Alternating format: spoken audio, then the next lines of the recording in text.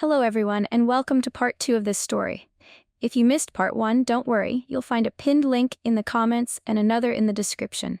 Be sure to hit the like button and subscribe for more thrilling tales. Also, I'd love to hear your ideas for future stories, so please share your suggestions in the comments below. Let's dive right in. The first message came at 2:07 a.m. I might have missed it if I hadn't rolled over, half asleep, reaching for my phone out of habit. The screen glowed in the dark, a single notification staring back at me. Unknown number. You thought you buried the past, didn't you, Andrea? At first, I thought it was spam, another scam, another pathetic attempt to lure me into clicking some shady link. But something about it unsettled me. My name. The phrasing. Like whoever sent it knew exactly what they were talking about. I locked my phone and buried it under my pillow. Then the next message came. Unknown number. Ignoring me won't make it go away. Just ask your father. A hollow, cold feeling crept up my spine. My fingers hovered over the screen, my mind screaming, "Don't answer, don't engage." I locked the phone again. By morning, the messages had tripled. Unknown number. You were always your father's little girl, weren't you? Wonder what the world would think if they knew the truth. Unknown number. Check the attachment. Consider it proof that I'm not bluffing. My pulse hammered as I tapped on the file. The image loaded instantly, a grainy scanned document with my last name in bold black letters at the top. The details were unmistakable. My father's police record, sealed, confidential, not something any random person should have access to.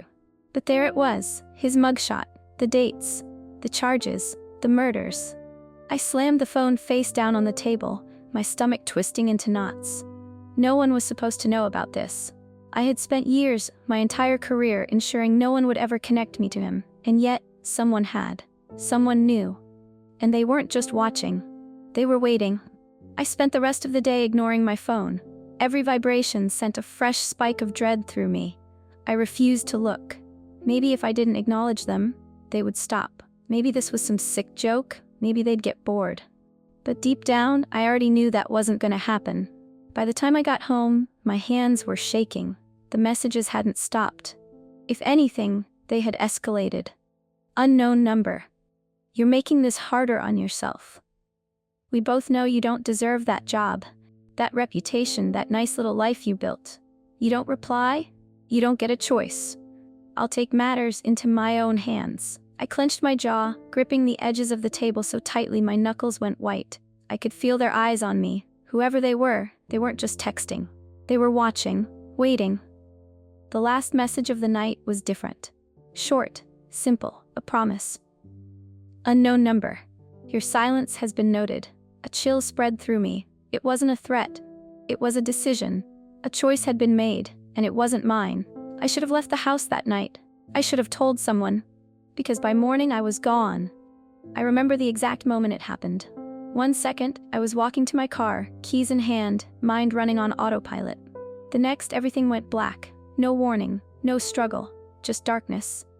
When I came to, I wasn't in my car. The air was thick with the smell of damp concrete and something metallic. Blood, maybe. My head throbbed like it had been split open, my limbs stiff, tied down. A chair. I was tied to a chair. I inhaled sharply, blinking against the suffocating dark. No windows, no way to tell how much time had passed. My wrists burned from the rope, my breathing ragged. Stay calm. Assess. Think. Then, I heard it. Footsteps. Slow, deliberate. A door creaked open, letting in a sliver of light that barely reached my feet. The figure stepped forward, and even in the dimness, I recognized power. He was tall, dressed in a black suit, every movement exuding control. No wasted steps, no unnecessary words. This was a man used to getting what he wanted, and judging by the way he stared at me, empty, calculating, predatory, he wanted something from me. You've made quite the reputation for yourself, Andrea. His voice was smooth, eerily calm. I swallowed hard, heart hammering against my ribs. Who are you? My voice came out steadier than I expected, though my hands were trembling against the restraints. The man tilted his head as if amused. You already know. Prisoner number 5. That name alone had sent shivers through the highest levels of law enforcement. A ghost, a myth, a mafia leader whose real identity had never been confirmed. He had been locked away in maximum security, a place no one escaped from. And yet, he stood before me, real, tangible, in control. "You're gonna help me, Andrea," he said. I scoffed, masking the raw terror clawing up my throat. "Help you? In case you missed it, you kidnapped me." Not exactly an approach that inspires generosity. His smile didn't reach his eyes. "You're going to help me," he repeated, voice even, unshakable. "Because if you don't, I will make sure the world knows exactly who you are." Then he slid a folder onto the table beside me. Even in the dim light, I saw the papers inside. Court documents, police reports, old newspaper clippings. Every single piece of evidence connecting me to my father, to a past I had buried. My blood ran cold. "You wouldn't?" He leaned in, his voice a whisper of steel. "I would." The room felt smaller, the air suffocating. "You don't have a choice, Andrea," he continued. "Either you do what I ask, or everything you've worked for, your career, your carefully curated reputation, vanishes. Just like that." I tried to steady my breathing, tried to think of a way out. There wasn't one. He had planned this, every word, every step, every detail, and I had just walked into his trap. "What do you want?" I forced out. Prisoner number 5 smiled, pleased. "Simple. You're gonna help orchestrate a prison break." A slow, suffocating silence followed. He wasn't joking. I swallowed. "You're insane," he chuckled, shaking his head. "No, Andrea. I'm prepared, and if you want to keep breathing freely, you'll do exactly as I say." I clenched my jaw so tightly my teeth ached. "And if I refuse?" His smile never wavered. He reached for the folder, sliding out a single, grainy photograph. I didn't want to look. I had to. My heart stopped. It was me, a candid shot, taken from a distance, at work, at home, in my car. They had been watching me. For how long? My skin crawled, my stomach lurching. "Refuse," he said simply, "and I'll make sure you lose more than just your career." My hands clenched into fists, nails biting into my palms. I had no way out. "Fine," I whispered, my voice barely audible. His smile widened. "Good girl." That was the last thing I heard, before something struck me hard against the temple. Pain bloomed behind my eyes, the world spinning into nothingness. When I woke up, I was back in my room. The folder? Gone. My wrists were raw from the ropes, my head still pounding. But the message was clear. There was no escape. I had made my choice. Or rather, it had been made for me. I barely slept that night. Even when exhaustion tried to drag me under, my mind wouldn't shut off. Every thought, every worst-case scenario replaying on an endless loop. How the hell had this become my life? By morning, my decision didn't feel real. It felt like something I had imagined in a fever dream, until I walked into work and saw him. The first piece of my betrayal. The prisoner lay on the examination table, his jumpsuit soaked in blood. A deep, jagged gash split across his ribcage, a fresh wound from a fight in the yard. He was half-conscious, his breathing shallow, his face pale from blood loss. I took a slow, steadying breath and slipped on a pair of gloves. Routine. This was supposed to be routine. The guard standing at the door eyed me as I approached. "Doc, this one needs a hospital transfer." "Warden's orders." My stomach twisted. I knew this was the one. Prisoner number 5's escape plan hinged on this exact moment, this exact prisoner. I pressed down on the prisoner's abdomen, testing his reflexes. His eyes fluttered open briefly, glassy with pain. He had no idea I was about to sign his ticket to freedom. I glanced at the monitor. His vitals were unstable but not fatal. He didn't need a hospital transfer, but today, he was getting one. I turned back to the guard. "He's critical," I said, keeping my voice even. "If he doesn't get immediate surgical care, he won't make it." The guard nodded, already calling it in. And just like that, the wheels were in motion. I grabbed a pen and filled out his medical transfer request. Every section, every note, every detail had to be perfect. There was no room for mistakes. But buried deep in the paperwork, in the middle of the routine jargon, I embedded the signal, 2 extra numbers in his vitals. It was subtle, something that would mean nothing to anyone else. But to prisoner number 5's crew, it meant go. My hand trembled slightly as I signed the bottom of the form. My betrayal was now official. An hour later, the transport van left the prison. I knew what was coming. I had seen the exact route the ambulance would take, past the remote access road, where the guards would be at their most vulnerable. I forced myself to keep working, to focus on the next patient, to pretend like nothing was happening. But then, the sirens blared. A wave of tension swept through the prison. Guards sprinted down the halls, shouting into their radios. "We have an escape." I swallowed hard, gripping the edge of my desk. It worked. Outside, prisoner number 5's men had hit the transport. Within minutes, the prisoner was gone. And I had made it happen. My hands wouldn't stop shaking. I sat at my desk, staring at the blank space on the wall, my pulse pounding in my ears. I had just helped a criminal escape. I had broken the law, crossed a line I could never undo. I felt sick. Not because I had been caught, no one suspected me. Not because I had done it wrong, the plan had gone off without a hitch. No, I felt sick because for the first time in my life, I wasn't the good guy anymore. The first escape had barely settled before the second order came. There was no time to process what I had done.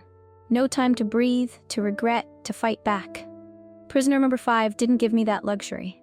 2 days after the first escape, I was handed a new case file, another prisoner, another extraction order. This one was worse. Severe injuries, internal bleeding, multiple fractures, real, life-threatening wounds. I stared at the report, my stomach twisting. The last guy had been staged. The fight, the wound, the need for an emergency transfer. A cover. This time, it wasn't a cover. The prisoner was barely clinging to life. I sat in my office, gripping the folder so tightly the edges bent under my fingers. This is different. If I faked the urgency of his condition, I wouldn't be lying. He actually needed to leave. But the moment he got into that ambulance, he wasn't coming back. Prisoner number 5 was using me to bleed the system dry, one by one. And if I refused, I already knew what happened to people who refused. When they wheeled him in, he looked half dead already. Broken ribs, internal bleeding, deep bruises covering his entire left side. His breaths came in short, agonizing gasps, his body trembling under the weight of every injury. The guard standing over him had a grim expression. He got into it with some lifer in Block C. We need to know if he's stable enough to stay, or if he's got to go out. I pressed my fingers against the prisoner's neck, feeling his pulse. Weak. His blood pressure was dangerously low. If I didn't send him out, he would die here. But the moment I signed that order, I'd be giving him away. Saving him. Handing him over. Betraying everything I swore to protect. I felt the weight of my own hesitation. Prisoner number 5 was waiting for my decision. Watching. My hands trembled as I reached for my pen. I checked his vitals again, making extra notes in the transfer request. A small, inconspicuous detail woven into the form. A coded signal. And just like that, the second escape was in motion. I had barely left the medical wing when it happened. The black bag came down over my head before I even heard them approach. A sharp jab in my ribs, the world spinning as I was shoved into a vehicle, the familiar scent of leather and cologne clinging to the men surrounding me. I didn't fight. I already knew who they were. Minutes, maybe hours later, the hood was yanked off and I was shoved forward. On my knees, a cold, damp room, a single chair, and him. Prisoner number 5. He sat in the shadows, hands folded neatly on the table before him, not a single hair out of place, the picture of complete control. I thought you'd appreciate a history lesson, he said smoothly, since you're so eager to forget where you come from. My stomach dropped. Something slid across the table toward me. A file. My father's file. I forced myself to look, and for the first time in my life, I saw everything. The full record. The pages that had been redacted when I was younger. The details they had kept from me. Every victim, every method, every horrific crime he committed. I felt the blood drain from my face. My breath hitched. Prisoner number 5 watched me, his expression unreadable. Your father wasn't just a murderer, Andrea, he said, voice calm. He was a collector. The word lodged itself in my throat. Collector? I flipped through the pages, my hands trembling. Dates, names, women who had vanished without a trace, not just killed, kept, used. I gagged. My whole life, I had told myself I knew the worst of it, that the trial had revealed everything, but it hadn't. Not even close. He had an eye for detail, Prisoner 5 continued, tilting his head. A real, methodical approach to his work. His gaze sharpened. Not unlike you, I snapped my head up, glaring at him. I am nothing like him, a smirk. Aren't you? I wanted to scream, I wanted to fight, but I didn't. Because I knew what this was. A message. A warning. If I ever thought about backing out, this would be the story they'd tell the world, and I would go down as his daughter. Not a doctor. Not a professional. Not a woman who had spent her entire life running from his name. Just another monster. I closed the file. My hands had gone numb. Prisoner number 5 leaned forward, voice softer now, almost gentle. You don't have to like it, he murmured. But you do have to accept it. I woke up in my car. The driver's side door was slightly open, the keys left in the ignition. My hands were still shaking. I glanced at my phone, 2 hours missing from my memory. But the second escape? It had already happened. I gripped the steering wheel, nausea churning in my gut. They owned me now. Not just with threats. Not just with blackmail, but with the truth. And for the first time, I realized I had never really been free at all. The moment I got the third order, I knew something was different. Prisoner number 5's previous demands had been precise, controlled, calculated. This was desperation. The request came through in the usual way, a sealed envelope slipped under my office door. No name, no explanation, just a number. Prisoner number 3. I had heard of him before, notorious, unstable. A former medical professional who had faked credentials for years, diagnosing and treating people under the guise of a legitimate doctor. Except his treatments had left more bodies than recoveries. He was a fraud, a liar, a sadist, and now I was supposed to free him. My stomach twisted. This wasn't like the others, this was a mistake. I stared at the order, pulse pounding in my ears. Prisoner number 5 was slipping. He wouldn't take a risk like this unless he was losing control. And if he was losing control, that meant I was too. I set up the transfer the same way I had before. Medical reports, coded signals, a quiet request to the warden for immediate external care. But the moment I arrived at prisoner 3's cell, I knew something was wrong. He was already waiting for me, standing in the center of his cell, body rigid, eyes flickering with something wild. Like he knew.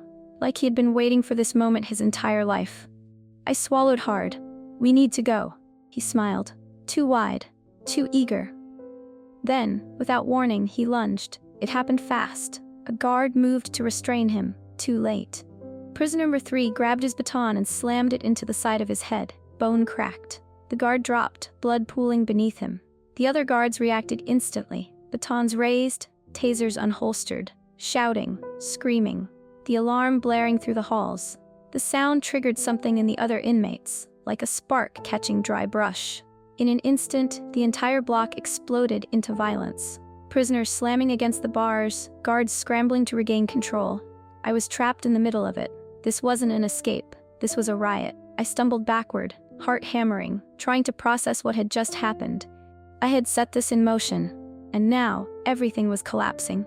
In the chaos, a metal box clattered to the ground, a guard's confiscation unit. Papers spilled across the floor, and among them, my reports. My coded messages, my notes, the very proof of my complicity, scattered for anyone to see. My breath caught in my throat. One of the guards grabbed a sheet, eyes scanning the page. His face paled, his gaze snapped to me. For the first time since this nightmare began, I was exposed. I had been so careful, so meticulous, and yet in the end, I was just another pawn. Prisoner number 5 had played me from the start. He never intended for this to be clean. He didn't care about stealth. He cared about chaos. I wasn't just helping him escape. I was helping him tear this place apart from the inside. And now, there was no stopping it, no undoing what I had done, no way out. I ran like my life depended on it, because it did. The riot had spread through the prison like wildfire. The alarms were deafening, the lights flickering in and out, casting the corridors in flashes of red and shadow. I darted past overturned carts, past unconscious guards and bloodied inmates. My breath ragged, my heart slamming against my ribs. I needed to get out. I needed to disappear. There was nowhere to go. Every hallway was a war zone, every exit flooded with guards trying and failing to contain the chaos. Then I saw it. A rusted door near the infirmary, its paint chipped, its hinges barely holding together. Unmarked. Forgotten. I threw myself against it. Locked. I scrambled, my hands shaking, fumbling for something, anything, to pry it open. A fallen baton. Good enough. I jammed it between the door and the frame, leveraged my weight. The door gave way. I tumbled inside, landing hard on my knees. The air was damp, thick with the smell of mildew and time. This part of the prison was dead. No cameras, no lights, no screaming. Just me, alone. I couldn't keep running. I couldn't do this anymore. My hands fumbled for my phone, slick with sweat and shaking so badly, I almost dropped it. This is it. This is where I take back control. I dialed 911. The operator picked up instantly. 911, what's your emergency? My throat was dry. My voice came out as a choked whisper. My name is Dr. Andrea Whitaker, and I need to report a crime. A pause. What kind of crime, ma'am? I swallowed hard. I helped them escape. My voice cracked. I didn't have a choice. I was blackmailed. But I have proof. Text messages, medical reports, security footage. I can prove everything. My breath came in quick, shallow gasps. Please, you need to stop them before. A vibration in my hand. My phone screen lit up, a new message. A name I had never seen before. But somehow, I knew exactly who it was. The message was short, too short, but it hit like a blade to the throat. New number. Don't reveal anything. I still have jobs for you inside the prison. My blood ran ice cold. The phone nearly slipped from my grasp as I read the next line. The name attached to the message. A new alias. A name I had never seen before, but one that was instantly recognizable. Because it was his. My father's. I went numb. No, this couldn't be real. He was gone, locked away. His crimes exposed to the world. He wasn't part of this. He wasn't. My breath hitched. The police files, the evidence Prisoner 5 had shown me, the things I had forced myself to forget, the redacted names, the missing details, the influence he had even after his arrest. He wasn't just a murderer, he was the real mafia leader. Prisoner number 5, just another pawn. Just like me. New number, you thought this was about escape plans? No, Andrea. This is about legacy, and you're still part of it. A fresh wave of nausea crashed over me. This wasn't just blackmail. It was blood. It was family. And I had walked right into the trap. The voice on the phone was still speaking. Ma'am, are you still there? I opened my mouth, but no words came. I stared at the screen, the message burning into my vision like a scar. I was trapped. No way out. No way back. Just a lifetime of violence waiting for me. I took a breath, and then slowly, I hung up.